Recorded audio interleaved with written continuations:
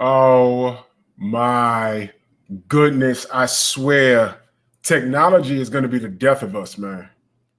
Technology is going to be the death of us because for 26 minutes, I've been sitting here trying to figure out what was wrong with my camera.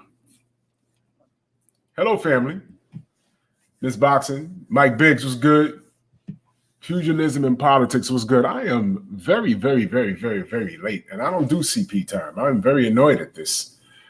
But I sent out links to the guests that are supposed to be here, and hopefully they'll show up. Hey! There it is. Now we got it working. Hey, Josh, what's good, family? We're good, brother. Yeah, I got it working, man. Oh man, this is crazy. I was just saying, technology is going to be the death of us. It's totally going to be the death of us because this is insane. Yeah, this is completely insane. Mark Wunderlich, what's good, brother? Yeah, man, I'm trying to get Clifton. Hey, there he is. What's good? Yeah. In the house, man. Yes. Yeah. We can hear you loud and clear. Yeah, good. I'm here.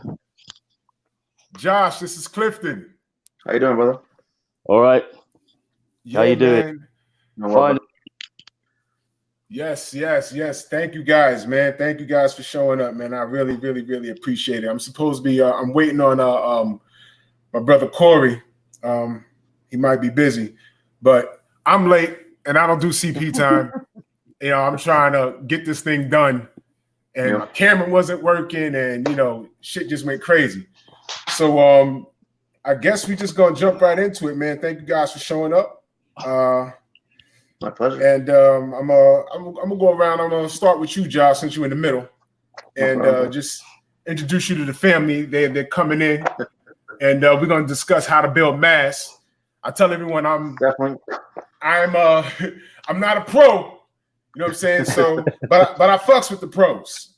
Appreciate man. it. You guys obviously know what you guys are doing. So, Josh, just give a background of you and what you do and how long you've been doing it.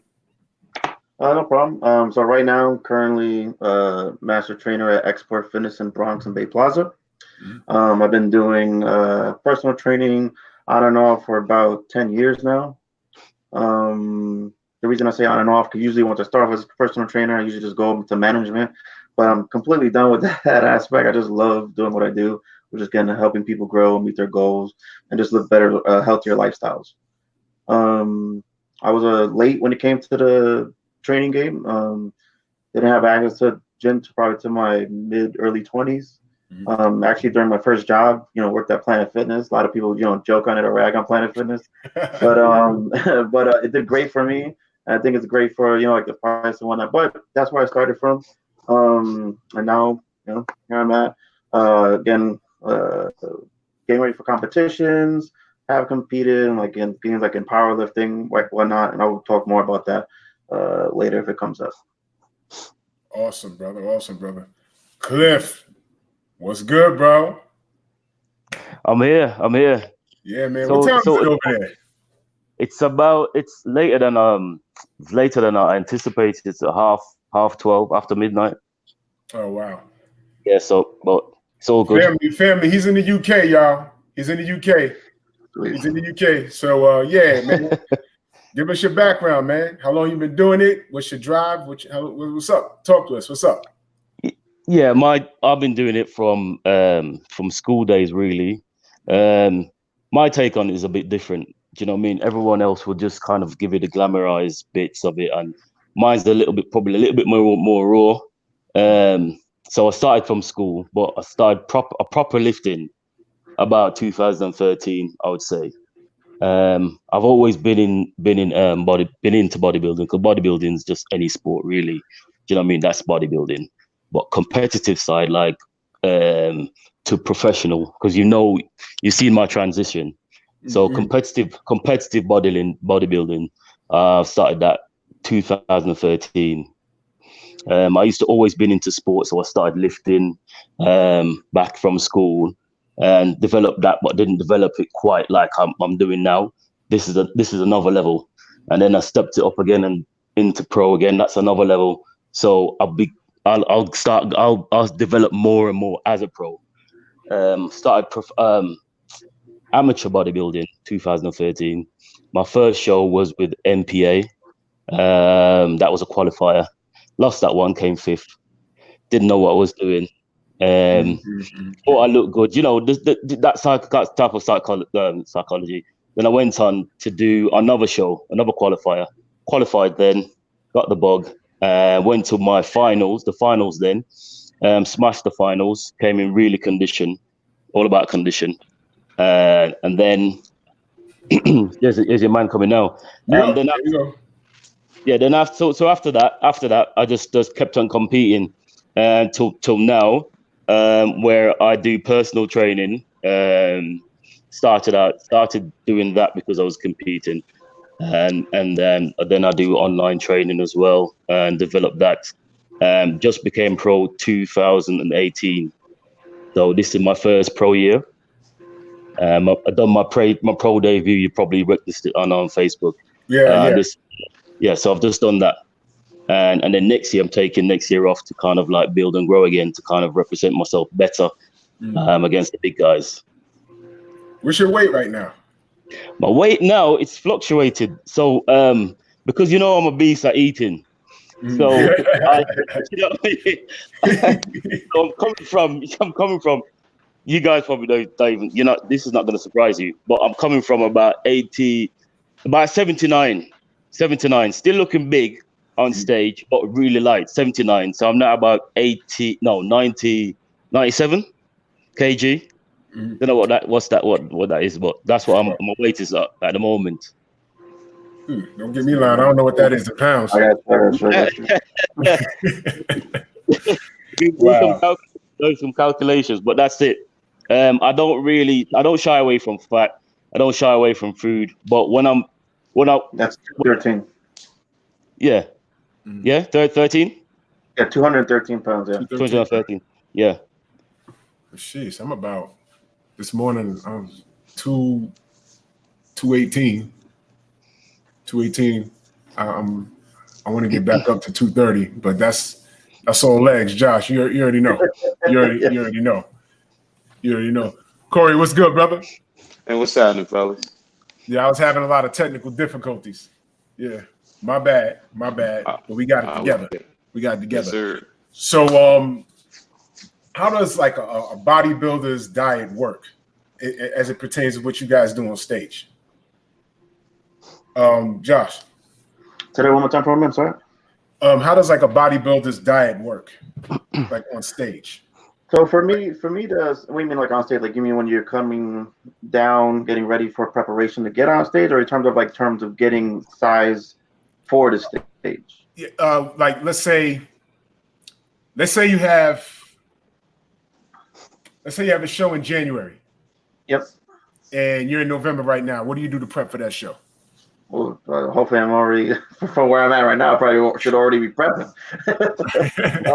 But normally, like for me personally, like the way I go, hopefully you start to learn the person that you're working with, like the way the body responds, or maybe they have some idea how they were responding. In my opinion, I find it that, like for me, I want to hold on to as much size as possible, right? So right now I'm currently at 245 pounds, and I want to like go to like a slow. When I was getting ready for like the last show, I went from, you saw me when I was in the gym, from 270, and I'm currently down to 238 was when I left off.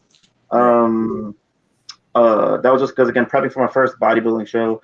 I did powerlifting before in the past, but when you're getting someone ready, I normally start, you don't want to go hardcore, and I like to just start slowly removing and some of the whether it's the carbohydrates, depending on how their performance goes. I go start matching with how their strength is the detail for me, right? If we start slowly removing some of the calories out and fats with carbs and fats, I would look at their strength. If their strength starting depleting too much, I feel like they're losing too much. I'll Right. probably up it up a little bit just to monitor it. But there should be some diminishing value in strength, but not like a big jump. If you're having any big jumps, I normally say you probably have to increase your protein intake, add a little bit of carbs back in, and see how that goes out. And then start again, go on either a caloric deficit, which is like the normal standard term, which is basically means like if you have a maintenance level of calories, you want to start intaking a little bit less than your maintenance, so you can start burning in more fat, or you go caloric exponential, which is again just you burning more than you're intaking. So those are the routes. I mean, the standard routes that most trainers go with. Flex. Yeah. What about you? What you, Cliff? How do you do Oh it? me, Yeah. oh me. I keep it as high as possible. I keep my calories say about above 3,000, and what I do, I keep my strength, my hormones kind of balance as much as possible. You know, I manipulate my fats and my carbs, and I also sometimes also manipulate my protein. It depends on which stage you're at as well. If you're at the early stage of getting ready for a comp, I don't think you need to touch anything at the moment. It's just like Iman just said, slowly decreasing some things and then manipulate them to kind of like bring some stuff up, depending on your monitoring and how someone's kind of hormones or things are fluctuating, and you have to watch that. Do you know what I mean? And then you start manipulating stuff. But for me, I use my fuel that I use is carbohydrates. That I keep very high, and I lift pretty heavy. I have no feeling whatsoever when I'm lifting heavy. My fatigue levels are not non-existent because I keep those high for a long period of time. When I start dropping now, I will drop stuff closer to a competition and come in probably tighter and tighter. It depends also how close you drop it. It depends, Jimmy, how you're looking. And also depends on how tight you want to come in for which show, if it's a qualifier or if you've got many shows out. You kind of you don't try to deplete yourself too much. I'm not trying to deplete myself. So I'm going to keep as all the way through. Well, that's interesting. Because I never focused on any of that. You know, I was just going to the gym, lift as much weight as I can, and I never focused on diet until I got sick. And you know, I tell her, I don't know if you know, but I got hella sick like a year and a half ago. I got very, very sick. So it was like legit, like do or die. Yeah. So, you know, it was either, you know, cheeseburgers or life. I'll choose life over a cheeseburger any day, you know what I mean? So like as far as like carbs for me, like when I'm cutting weight, carbs for me was the enemy because I ate bad carbs. I'm being very honest with you. That's why I have you guys on, because I couldn't tell you the difference between a good carb and a bad carb. You know, French fries and home fries and rice all day. You know, I mean, I was eating fucked up for years, man. But like once you reach your 40s, you know that it really catches up to you. Or that southern eating I was doing, that it'll kill you. You know, so you know, that's why, Josh, when you asked how much protein I was consuming in a day, and I told you I kept it like around 80. You was like 80. I was like, shit, I don't know. What am I supposed to be doing? I don't know what I'm doing. You know? And the amount of muscle you still managed to maintain was shocking too, to say the least. You know, I see you walking around the gym and guns are popping, legs are blasting. I'm like, damn, on 80 protein.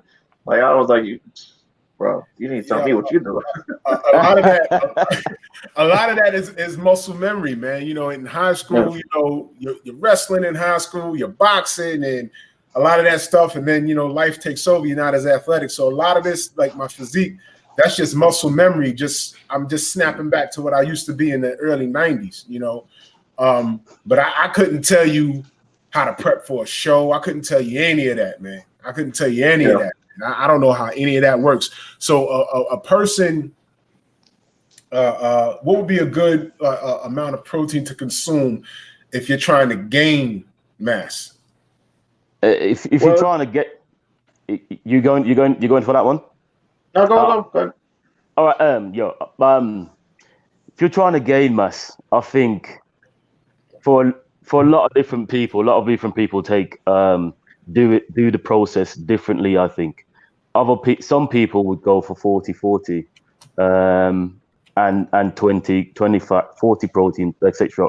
fat. Do you know what I mean? And then Right. other people's the ratios of protein would be higher because some people just like eating protein, but they think Yeah. that's how their body works. Do you know what I mean? And others would go for a higher intake of carbohydrates and a lower protein ratio.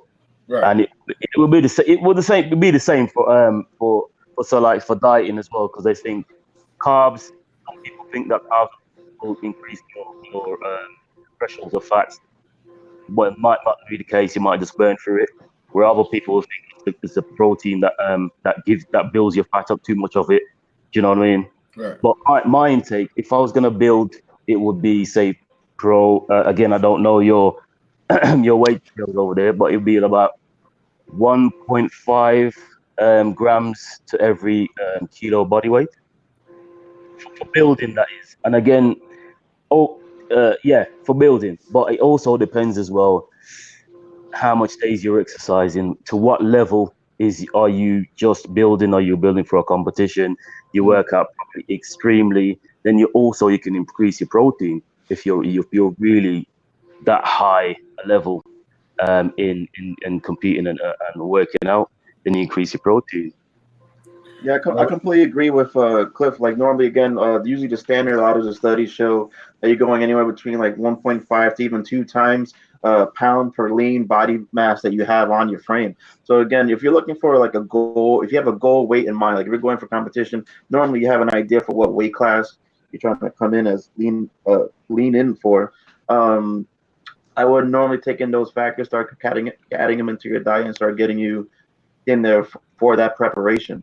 So, but again, you don't go cold turkey, right? Sometimes your body can't handle all that food at once. So again, normally the way I would work with clients or even other athletes is start slowly adding in either by weeks or every bi-weekly, depending on how they take. Like, some people, they'll tell me, hey, I want to compete, but they barely even eat enough at all as it is. And then, or even train hard enough. So, right. So it's a slow process, especially for you. We're talking about the eating. When I came to you, or when we spoke about it at the gym, when I was talking about how much you're eating, you had to like increase it slowly over time and start getting and acclimate to it. Your body's not gonna just take it out of nowhere. You want one mentally, you're gonna find it hard to eat all the food. Even Cliff knows that being a pro, right? Like that stuffing in all the meals you need to at first is always pretty rough until you become very regimented. Yeah, I would just say slowly increase your protein intake to about anywhere between 1.5 to 2 times your uh, lean mass of muscle you're trying to add on to, and then do that over time, and you'll definitely yield some results as long as your training accompanies it. During your off season, fellas, is it difficult to not injure yourself when you see you might have a area of your body that you're trying to work out on, trying to get better on your off season? Is it hard? Is it hard to not injure yourself? You know what I'm saying? Because I know you want to go hard. But Well, with what do off you? season, that's like for me, it's like that's the best time to go hard, right? You have all the Yeah, surplus of calories, your water intake's high, whatever else you're doing or running, it's definitely gonna aid you. Whether it's supplementation, you're gonna be pushing as hard as you can. The trick is ego for me. A lot of people is again they don't know how to stop the ego, and that's usually where things go wrong. If your program's wrong, if your ego's up there, sometimes you think like, man, should I really push 405? Or 500 on the bar, and then when you start playing with things like that, that's usually for me what leads athletes to injury because that ego creeps in. But for personally, I don't have a problem going heavy. I go like again. That's like I'm pretty sure the way Cliff was saying going as raw, maybe like even Luke Sandow. I think he's from the UK too, or Dorian Yates style, pretty famous. Hardcore balls to the walls, blood and guts style training where you just destroying that muscle fiber, making it grow. But that's the best time to do it. When you're leaning out, that's harder because you're on a deficit where your body needs to recover, it needs protein. Yeah. Wow, cool. that's crazy. Yeah, ego lifting. That was I paid for that. I mean, man, how old was I? I was about 39, and you know, I just saw 4 plates and some change on the bench, and I said, I can still do that. And you know how it is. No spot. I got this. You know, and I got it up, and I brought it down. And as I'm picking it up, you know that muscle right here. You know, you feel it stretching, and it's doing things that you're not. But now you're at midpoint, and people are looking down like, "Oh, big man got this." And now they have another conversation, and I'm like, "Help, help, help!" And they picked it up, and I'm like, "I'm good." I went home, and the next day it felt horrible, you know. And I ain't touch a weight for like a year. Well, I ain't do any chest for like about maybe, I want to say 10 months. That's how bad I goofed myself up. So ego lifting, guys, not good. Everyone in the chat, ego lifting, not good, not good, not good. Never do it. That's happened to me. That's happened to me a lot because it's easy. Even, you know what I mean? I'm a humble person. I go into the gym all night. I don't do that. I see everyone ego lifting. I'm like, nah, mate, I don't do that. But you find yourself like, if you're not following a regimented program or some kind of structure, you go off plan easy. But if you're following a program that says you record, you log this, and then you progressively overload in time, it's harder then to go off track. But it's easy if you're just going into the gym, just lifting like willy-nilly with anybody else. You're not a bodybuilder, you're not anything, you're just going in there because you want to look like somebody else. But if you follow a plan and someone's giving you a plan to do, they shouldn't really tell you to go in. If you feel like your energy's there because your foods are in now, your food's better, but your body's not ready, but your mind and your energy's there, doesn't mean that your body is. You know. And also, sorry. And also, like, when it another answer your question on about injury, when it comes to that higher echelon of performance, it's usually an eventuality as opposed to like prevention. And I think it's just like trying to cushion how much damage the injury does, because we all have our aches and pains, and especially when you go to, again, with my powerlifting background, I trained with some of the best world record holders. These guys, they all have injury stories. They're all pushing it. I know one guy that tore both his quads off the bone. And it's still within a year, this guy is like, deadlifting, 900 pounds, beltless, and this is like, it's insane. But yeah, even that guy's in that group, everyone, torn tricep, whatever. These guys are really fighting to be at the top of their game. And so sometimes, again, just trying to monitor, your recovery is my biggest thing to talk to people. Is, again, making sure you're taking care of yourselves with either, again, some, either deep tissue, or again, just simple, icing and heating, stretching. Those are the basic tools that everyone could afford. You go stretch, everyone can stretch, everyone can get ice, everyone can get heat, hot water, just get that to work. If you can't afford a $100 session deep tissue, you can foam roll, you could do things take care of yourself. That's my only thing. But definitely when it comes to injury prevention, sometimes when you're trying to compete at the top, injuries are just going to come. Just trying to manage it the best you can, work around them, because you can't stop at that level. If not, no, definitely not. I agree. Everything that you're saying, bang on. I get injuries. Got shoulder injuries. I've ripped muscle before. You when you start lifting at when you start going above certain weights as well, not to mention form and warming up and everything like that. But if you're just talking about raw lifting, heavier and heavier, and keep getting, when you get to a certain point, your muscles gonna start. Do you know what I mean? It's just it's a lot of pressure that you're putting on your muscles. You can burst a brain vessel. Do you know what I mean? Not just your muscles. You can bust a vessel if you're not breathing properly and right. So first you have to know correct form. And if you're under a certain weight, you gotta make sure you're breathing, brother. You're not flipping getting up and you're holding your breath when you're supposed to be exhaling. Mm-hmm. You ever seen those videos on YouTube of guys passing out at the bar? Yeah. It's hilarious. That's real because again, that's something I found out the hard way. No one taught me certain things, and you do a deadlift, up, down, boom, and then Start seeing stars. Start seeing stars. Next thing you know, you're on the floor. Like, what the fuck just happened? It's like crazy. Yeah, I learned a lot the hard way. It's crazy. It is insane, man. Corey, you got any questions? What's your favorite? Either one of y'all. You like to lift with your legs the most, or your upper body? Is there a muscle that you just love hitting? That's mine definitely legs. Like anyone that see me or see my thing, my legs is one of my go-tos. Ever since I was like younger, and I saw like Tom Platz. Anyone that doesn't know him, look him up. The Quad Father himself, the Golden Eagle. That guy is just full of hard work. And ever since I saw them legs when I was younger, I was like, that's just my motivation for legs. I just want to have big, giant, massive sweeping quads and hanging hamstrings. So I love it too because I think it's just like it's a real testament to like hard work in the gym. Anyone could just get like a chest pump. Monday, International Chest Day. Everyone wants to go get a little hit of the bench press, but the squat rack be empty. That's where I'm at. Yes, everybody hate leg day. I do leg day. I try and do it on my days off when I know I'm not going to work the next day. And I sit down at work. I drive the bus, man. But I mean, you cramp up when your hammies cramp up when you're in the seat. I take the bus out of service, man. That was crazy. Yeah. That's crazy, but legs very important.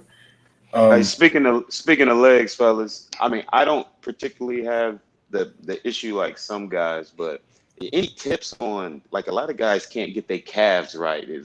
They always wonder what do I do? I think mine's a little bit genetics or whatever, but you know what I'm saying? Any calf tips?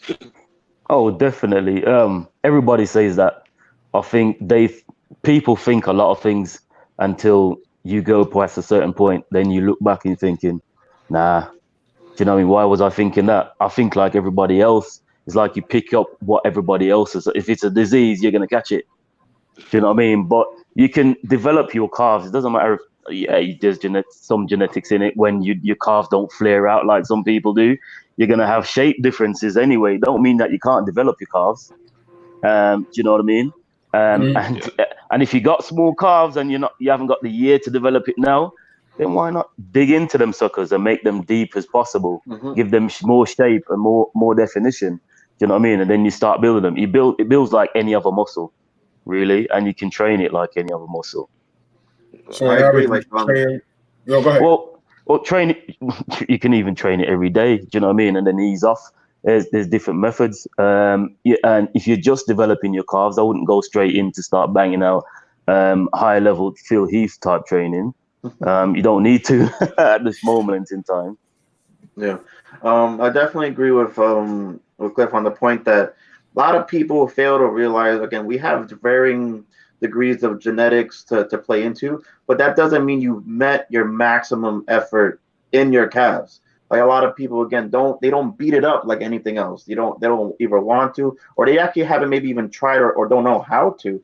I see some of these people, they talk about, oh yeah, I do calves hard, and it's just like they're not having that progressive overload the same way they would do with calves. They're not even getting it time to. They want to rush it. They just go in and do a few sets, with like, which I still consider light for them. Not light for me, but light for them. If you look at how they're doing it, they're just blasting through it.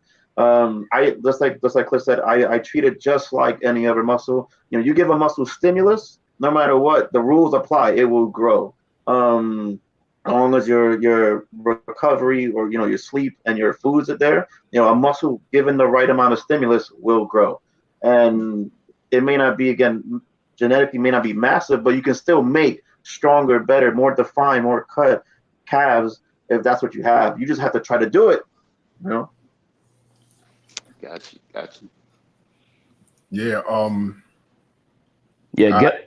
Get a program around your calves. Just get that program. Hit it either with a lot of 1 week or one cycle. Hit it with a lot of high volume. and then you hit it from different perspective, different range of reps and rep ranges and different things, and try different things and see what stimulates it, see what it reacts to, and then if you're not monitoring it yourself and someone else is monitoring it, then giving you a program and they can watch and see what your cars respond to. And angle too. I'm a big fan of seated calf raise because it works out again a nice V that comes up into your calves.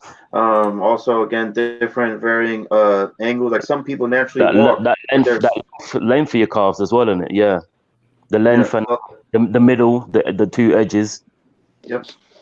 The thick gastronomist. All that depends on also. Like I walk like a duck, so my feet always splay out. So with me, I actually purposely, again, aside from doing it naturally this way, I make sure again that my feet come inward, and sometimes I even go even further, depending. As long as I usually only do the inward standing, I just think it's safer that way, as opposed to like leg press or seated. But I also think foot placement does matter for those people that don't have normal walking gaits. Like I walk like this, so I emphasize coming in more because I naturally one of my calves, the side of my calf, because I walk this way, is a little bit unsymmetrical. So I have to come in and compensate with a few sets more, coming with my feet inward to try to make them more symmetrical. So you're hitting it from like 3 different angles. Yeah, but one depending on where you're at, you have to take a look at your calf, right? So if I work my feet inward, I'm working more outer calf. Right. Or at that's not by a lot, but just a small degree extra. And then again, that little over time, months, years would definitely, years would add up to again more symmetrical, like little heart shape, right? Little butt cheeks on your calves. Yeah, I got you. Yeah. Here's the question. All right, here's a very important question. Cardio. Is it true that cardio can kill gains? I always say like yes and no, right? Because again, a lot of, some studies show more than 20 minutes of cardio starts dipping into the glycogen buildup of your muscles. So if you run out of glycogen, your body's forced to break down muscle tissue to produce energy. So they're varying degrees, but I know like again a lot of high tier athletes, as long as their food, everything else is probably they're doing hours, 45 minutes. Twice a day, but again, it's not like they're doing it all the time. They're only doing it when they're like cutting up. I think again, when done properly or intense enough, if you confine it within 20, 45 minutes, you're fine. But as long as you're not marathon running it, you're not going to be burning out any of those leg muscles you're trying to work on. Yeah, personally. Sometimes cardio gets me fitter. Do you know what I mean? It's a different fitness, but I don't class every single movement as cardio. I don't do cardio anyway. I do like steps or something. But I add it in as an extra to aid. It's just a tool to add more expenditure sometimes. Do you know what I mean? Or to just get more looser. But it depends on what you're doing. If you're doing, say, 50 to 60% of your max rate, say, could be 140. Your heart, you're not putting it to that level where it's dipping into more than just fats and you're burning fat. My level can't go past a certain point of my heartbeat. So once my heartbeat's gone like edging up too much, it depends how you do it. So if you're doing it in the morning, if I'm doing it without any food or anything like that, and it's just fasted, my intensity is very low. So my heartbeat is not going over a certain point. If I'm doing it afterwards as well, it stops me from. You don't dip into it like a certain fuel resources if you're doing it at a certain intensity. I don't find it dips into that. If I'm eating enough as well, and I'm eating right, it doesn't do that. I keep my carb pretty high, and I'm never too depleted. I'm always the way through. I burn fat differently, not because I burn fat. If I'm burning fat, I'm burning fat. I do a specific thing to burn fat, or I go into the gym and burn carbs. Do you know what I mean? And that's it. And if I'm gonna do weights to burn fat, it's gonna be high rep. You said high reps. High Reps. reps. Yeah. Because I do them both. I would do heavy weight, and then I'll come down, and then I'll do hypertrophy as well. So I'll do some heavy weights, and then I'll combine the two in one session or split it. Oh, okay, that makes sense. That makes a lot of sense. Yeah, that makes a lot of sense. The wheels are turning as you're talking. I said shit, because I'm not trying to get any big. I could bulk back up to like maybe 230. It's gonna be in my legs, but I jump a lot of rope. I like jumping rope, and I jog a mile. Like usually when I go in the gym, Josh will see me on the treadmill. I just do that 8-minute mile real quick, and then I'll skip rope for like 5 rounds, and then I'll hit 2 body parts. Granted time permits and my damn phone don't ring. But maybe that's too much cardio if I'm trying to grow. You understand what I'm saying? I'm trying to find that balance. Yeah, because I really don't know what the fuck I'm doing. Just to be honest, I don't know. So that's why I'm asking. I do no cardio when I'm growing. Some people just gain fat. Some people lean bulk. Do you know what I mean? So they keep about 3 days or a limited amount of cardio in, depending if they're bulking or not. Me, I take it out at a certain point. I take cardio out, and it's just purely a warm up. 15 minutes. That's probably cardio for some people. Do you know what I mean? A 15 minutes warm up. And then I get into my weights, and to make sure my body's warm and the blood's pumping around my body, to start with. And then I'll go into my thing, and then I'll just have a cool down. My cool down to be a walk. That's my cardio right there. That's 25 minutes. Yeah, that'll work. Josh, on your days that you do, my bad. I was just gonna say, on the days that you do cardio, do you do it before or after your workout? Again, it's different. If you want to stay fit, or you're an elite athlete, it depends. Some people think that it might interrupt their gain if you do it afterwards. If you're raising you're raising your heart rate again after you've just raised it in doing your weights. So especially for me, the way I view it is you have a certain amount of energy within your body, nutrients. And if your goal is then to maintain, again, muscle stimulus, I always save it for after. You want to save what you can after, depending on Cliff stated, the level of the cardio. If it's nothing too strenuous, you're fine. Again, I use it normal too as like warm up. Nothing more than like 15 minutes steady state. Nothing. My heart rate's not going through the roof. I'm just getting a little sweat, and then it helps me get warm, especially around the cold. Coach, I always warm up my whole body, either elliptical, Stairmaster, doesn't matter. No Stairmaster in terms of I love a hate relationship with it, but definitely I prefer doing it after, because again, you only have a finite amount of resources to maximize the effort. Sometimes for me, I find I don't know if it's because of, again, like the body weight or whatnot, but I always find it that when I train cardio first, depending on how the length of time that I'm on it, that my lifts are not optimized, right? Again, I'm using some of that energy, whether, again, if it's like 15, 20, 30 minutes, 45 minutes, I'm using that energy for the cardio as opposed to that where when it comes to when I put it for the end, I'm just kind of like pushing through the cardio because I left it all on the gym floor. If I'm doing like bench or whatever, I can like completely focus and leave it all there, not worry about feeling drained or off. It could be just a mindset too, pseudo placebo effect, but it depends on how you view it. Cool. You got a question, Corey? Nah, I was just saying that's cool. All right. Real quick, what's your favorite cheat foods? Because I like to eat.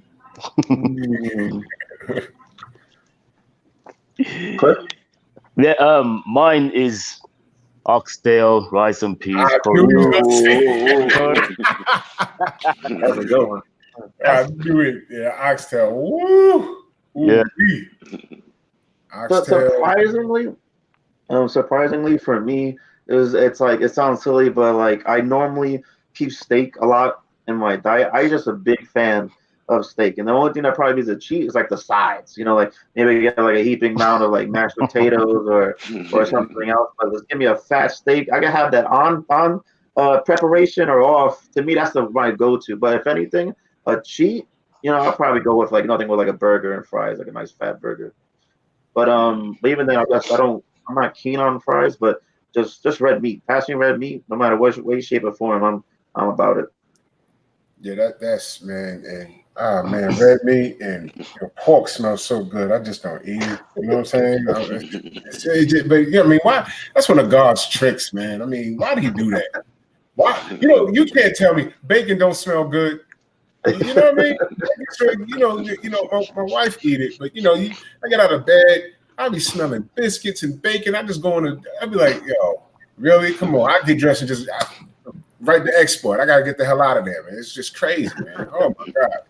Corey, what's your favorite cheap food? It's like I gotta have this one thing. Yeah, man, it's just like barbecue chicken or well, that's not really a cheap food. I eat that all the time, but I eat a lot of it. I just eat a lot of it, man. Ribs, barbecue chicken. Man, I know I ain't supposed to have it, but listen, fried fish, man, some ketchup. Yeah. Man, just stare at it before I just devour it, and I be talking shit when I'm eating it. Like, yeah, you gonna get this. You gonna get this. Eating it, man. Oh my god. All right, fun part. Yep. What is your favorite? First of all, who's your favorite bodybuilder? All right.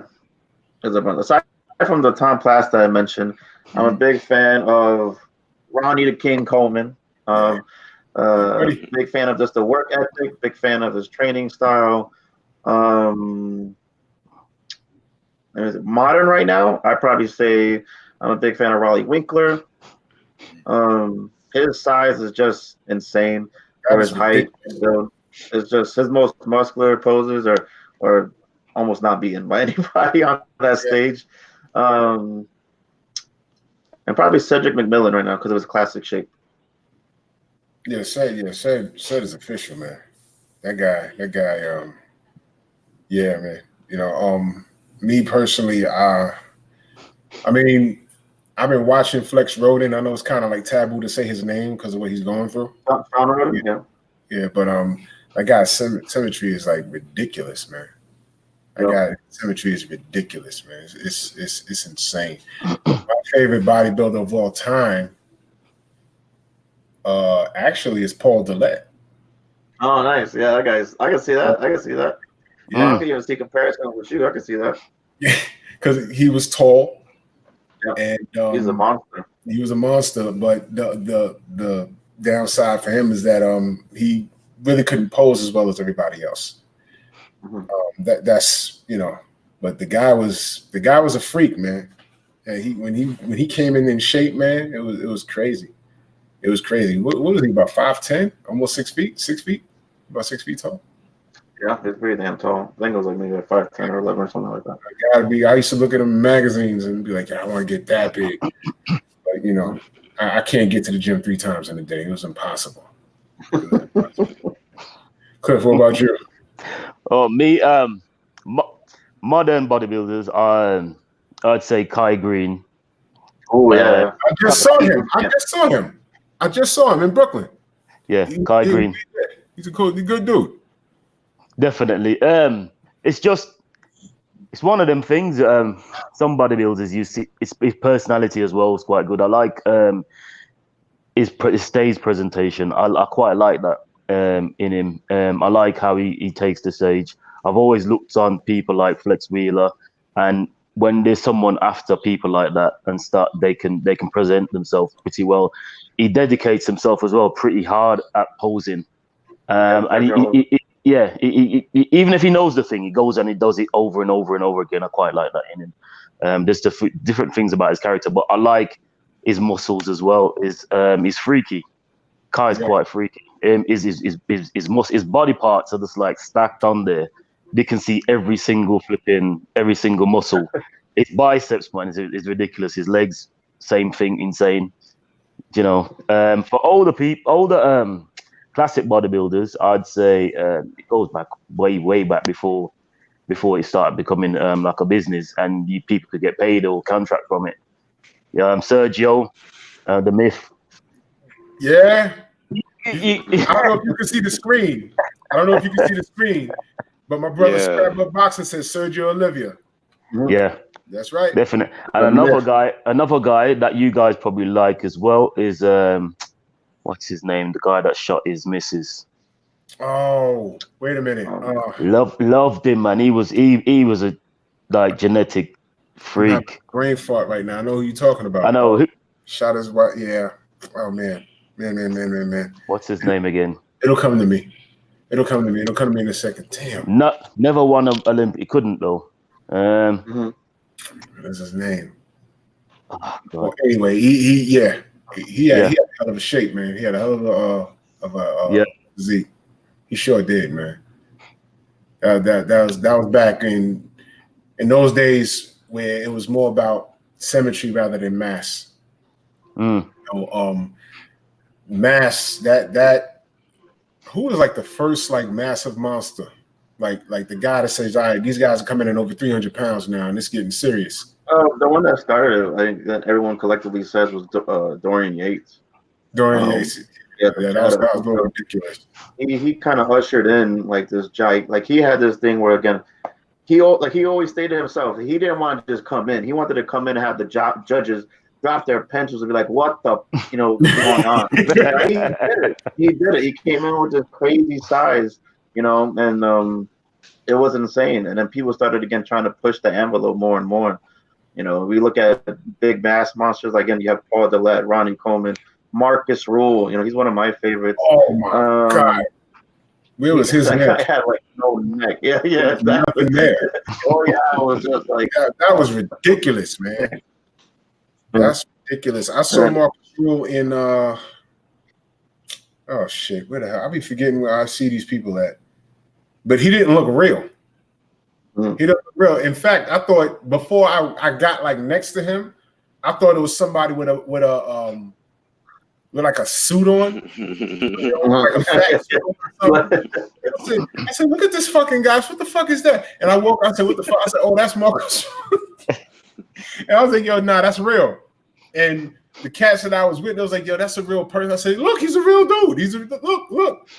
They were scared to go say hi. I said, no, he's a sweet guy. He's a nice guy. The guy was just like, oh, that was ridiculous, man, how big he was, man. Oh, my gosh. Holy crap. Corey, you got any favorite bodybuilders? I liked some of the classics growing up when I was a kid. Lou Ferrigno. I always was a fan of the Hulk, and you know what I'm saying. Flex Wheeler. You know what I'm saying. I used to see him in all the magazines. You know what I'm saying, when I was a kid. But I'm not too up on some of the new guys, but I do know some of the guys that y'all was talking about. Kai Green, I had seen him. Phenomenal. Yeah. So. Yeah, Flex. He had a leg amputated. Yeah, that was rough. That fucking sucks, man. He probably could still get out that bed and beat me in the post down though. I'll tell you. that guy in the top of his game. He came back in classic physique and he looked really good. He looked really good, But that guy, he's had some trials in his life. But from what I read, he seems to be in good spirits. He seems to be in real good spirits. Shout out to Flex Wheeler, man. That's crazy, man. What's your favorite most muscular? Like if y'all take the stage, what are y'all ending with?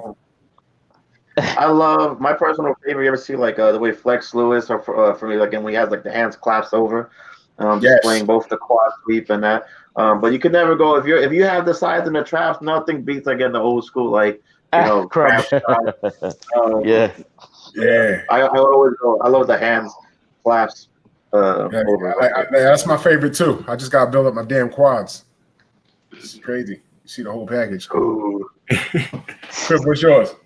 Me, I'd have to say the crab because people are always talking about my traps and my traps. They're popping if I'm standing upright or whatever. But I like to come down to kind of like beast mode, do a crab. You know what I mean? That's the one. I love that. Dope. That's dope. The crab is dope, man. Before I forget, ab work. How often you do it? Do you do it every day? Now, ab work, it's there. You build it. Once you build it, you just never lose it. I just maintain. I do like 2 days at ab work. Again, if you're cutting that, if you're not building, then it's not. You don't really need to hit it too much. You're just maintaining it, and the fat's coming off. You still got a great abs. That's me. That's how I do it. Do core work as well. Any lifts that I do, like deadlifts, working my abs. If I do squats, that's working my abs. My abs are coming in anyway. So if I want to be stronger as well, I do a bit of core work, but not. I wouldn't do it every day. It's like every other day. But that's not really to build my abs. It's just to kind of like be a better lifter, perform my lifts better. I'm more controlled and all that. And that's the only time I kind of, you know what I mean, attack that. Right. But every 2 days a week, to be honest, personally, 2 days a week, that's it.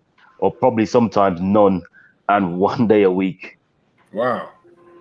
Well, I kind of like as of late, I've been obsessing because my lower back used to hurt really bad, but that was because my stomach used to be real big. So one of the things that I was told was that you build up a solid core that'll help your lower back, and it's helped. It's helped. So I've been doing ab work every day. Yeah. When my back ever hurt again, it hurts, man. People will never know. I'd rather be shot than to have lower back problems. That's like the worst feeling in the world. You can't. And speaking on that, that's for me again. Stretching and abs is like life for me. It's like because I had back surgery about 6 years ago. Had a full herniated discectomy with my L5S1, where they like this your vertebrae, they take out a big chunk of your disc.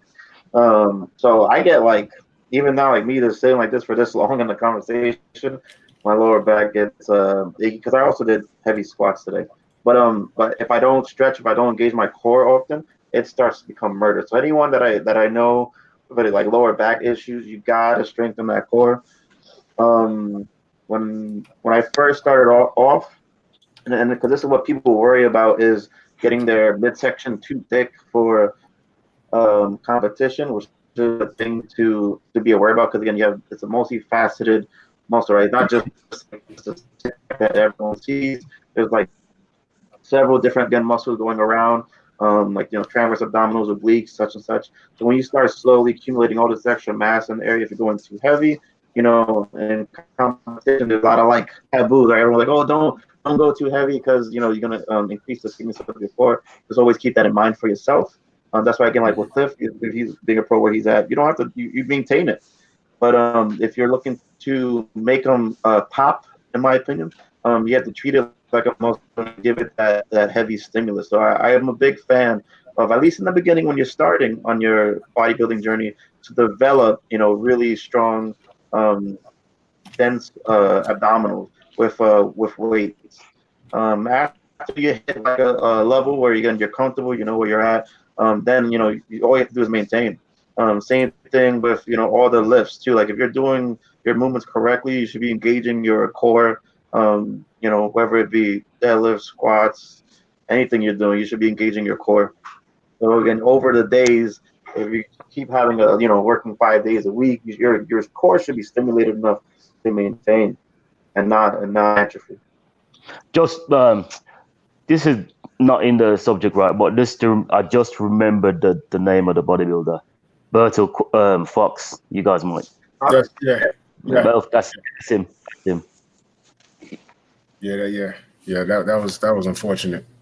That was unfortunate, man. That was unfortunate. Sad. Real quick, other than the shitty ass gym music that we got playing, what you guys like listening to in the gym? Corey, what you listening to in your headphones when you are working out? Man, it's always some. I'm a hardcore hip hop dude, man. So it's always some sort of gangster rap or something, man.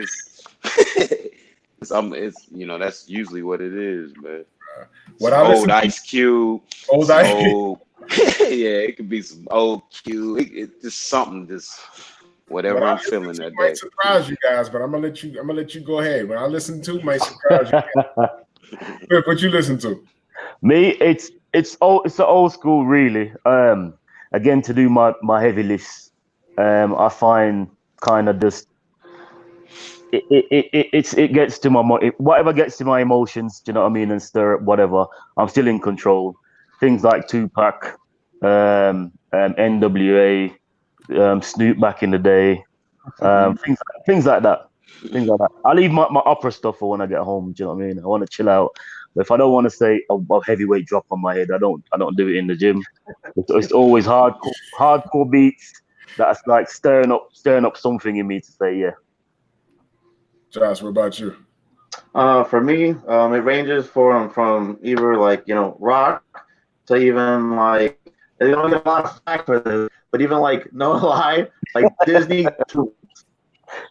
fucking music gets to be answered as motivational as fuck.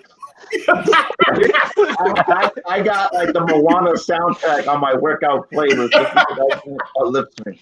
I am not even kidding.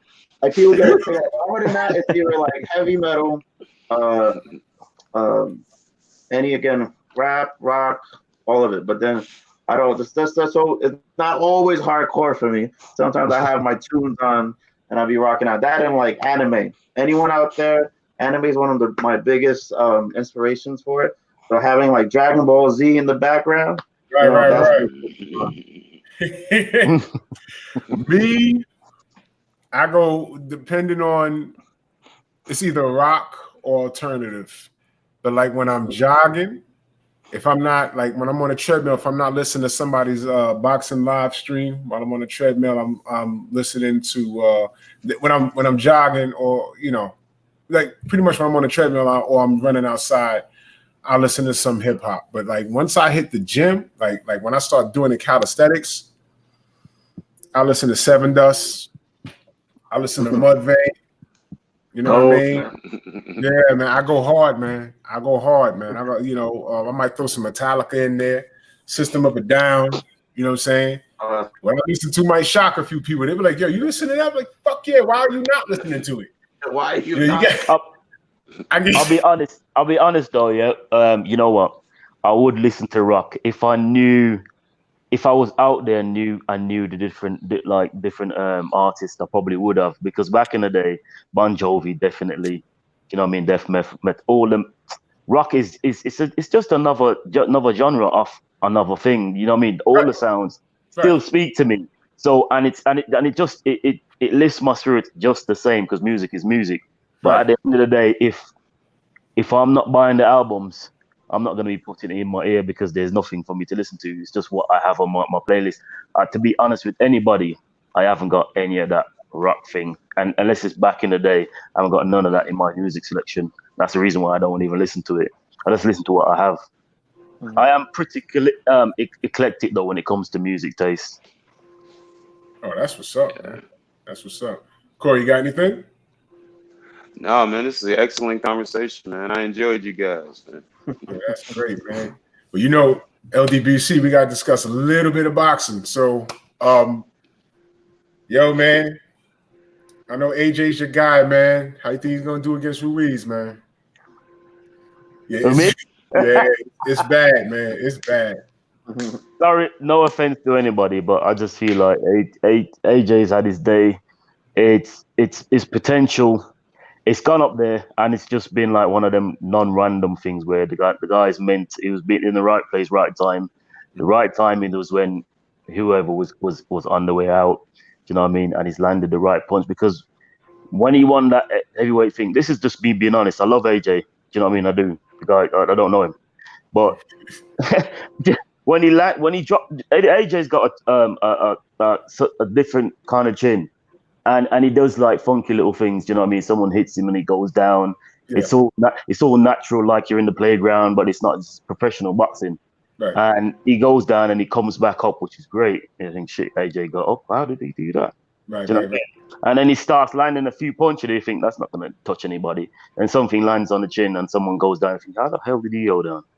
And those things just happen. Do you know what I mean? And and then he starts. But a lot of the times as well, people that AJ's beat, not that to take any thing away from them, but the fights, I think, honestly, it was lost before it happened. Because AJ got in their face and went and rattled them and went, yo, blah, blah, blah. And that's it. And then he just boxed them because that's a part of the game as well. But he's a good boxer, but I think he's a little bit stiff. Yo, Corey, ain't we been saying that? Yeah. He's an excellent boxer, just a little stiff. I hope he wins. He's from my land. I hope he wins. No doubt. Look, man, no malice to the dude. We just kept it honest. Like you just said. There's, big guy, powerful guy. If he catches you right, you going to sleep. But I always wondered about not even his chin. He got this soft spot behind his right ear. When Andy hit him in it, it didn't look well. He looked like he was underwater. And I said, oh shit. And every time I seen a fighter get injured right back here, that whatever nerve is back here, it never recovers. There's no fixing that. And he 4 fucking times, and it's like a weird nerve back there because you get hit enough and you're wobbly for 5 seconds, you can get up like nothing happened. And then you get hit again, you fall, and you can shake it off. And you can get he could have kept going. I mean, he got dropped every round. The correct thing to do was to stop the fight, but my concern now at this point is for his safety because that nerve, whatever's back there, I don't know the clinical term for it, but whatever's going on back here, right around here, it's not good for him, man. It's not good for him. I don't know. I mean, I'm picking Ruiz for the win, but based off of what we saw yesterday with the Canelo, what I call the Canelo corruption. Oh, by the way, I'm gonna do a steroid show. I'm gonna need you guys back here. I'm gonna need you guys back here because real quick, Canelo was 160 pounds just when, like what, 2 months ago? 2-3 months ago? At least. The motherfucker was 180 pounds last night. Put on 20 pounds of muscle. He looked like what Fernando said, he looked like a silverback gorilla. He didn't have no love handles. He came in with an 8-pack. And I'm like, you don't gain 20 pounds of rip in 2 months. You don't do that. I need to know what he's on. and he already popped dirty. You sure he wasn't carving up? I want to know what carbs he's on. I'm a spot my life. If it's legal, because they random drug test me at work. If it's legal, I want what he's on, and I'm a squat every day. There's no way you can gain 20 pounds of rip in 2-3 months. It's impossible. GNC test boosters. I don't know what he was on, but we're gonna find out. But I definitely want to do a show on PEDs, performance enhancement drugs, because my God, boxing is so fucked up right now, man. I love the sport, but it's fucked up, man. But listen, guys, thank you for coming on, man. I really, really, really appreciate it. Man. I really appreciate this, man. No problem. Josh, tell everyone how they can find you. You can always check me out at Your Noble Beast on Instagram, or you can find me at on Facebook. Either the same Tiger Noble Beast, or look me up Joshua Ortiz. That's Ortiz. Or if you're in the area, you could always come to the Co-op City Bay Plaza at Exports, and you get in a training session. That's right. Cliff, what about you? You can hit me up on Insta, Facebook. Just search for Clifton Moraes, the FAC Pro, And you can you type that in on Instagram or Facebook. You find me in there. Excellent. Corey, tell me how they can find you, brother.